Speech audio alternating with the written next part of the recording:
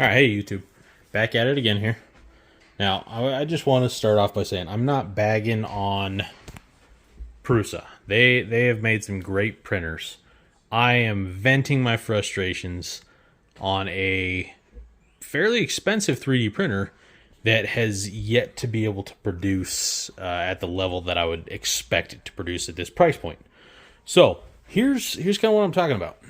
Last night we did a full overhaul of this printer. We went ahead and we actually switched tool head number 5 with tool head number 1 just to go ahead and rule everything else out. And we did a fresh factory reset.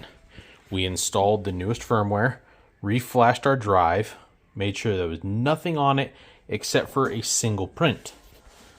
After recalibrating everything, going through all the setup process, we decided, hey, let's run a print that would use all 5 tool heads, and see how it does, and see if, by any chance this fixed it. So, as you can see, it did not. And kind of get some depth on it there. The tool head number 1, which, let me remind you, this is actually tool head number 5. It's been replaced. So spot number 1 here, once again, only printed a few layers.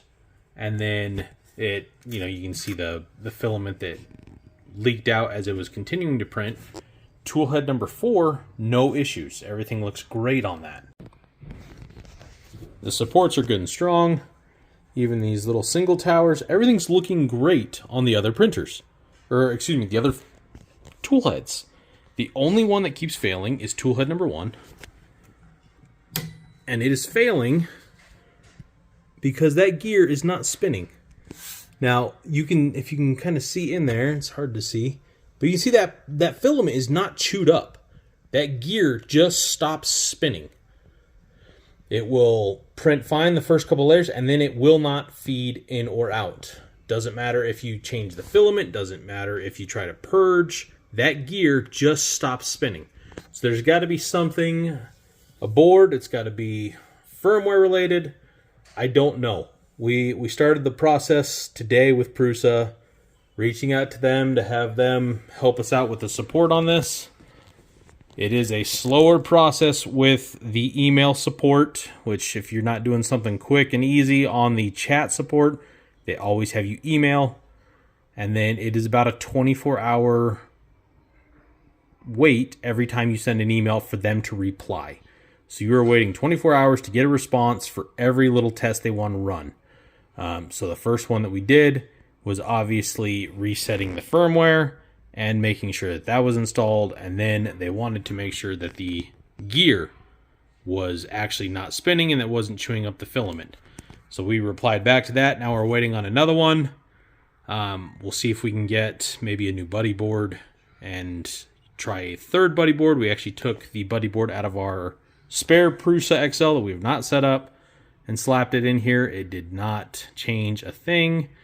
So we're hoping something else is going out there. There's a lot of people saying that there's a memory chip on the buddy board that is, if you have the old one, it's not working correctly. So hopefully on one of those forums, somebody gets an answer, somebody finds a solution on this, because I am not alone, and we can get these resolved. I know a lot of you guys have these printers and they're working great for you. That is awesome.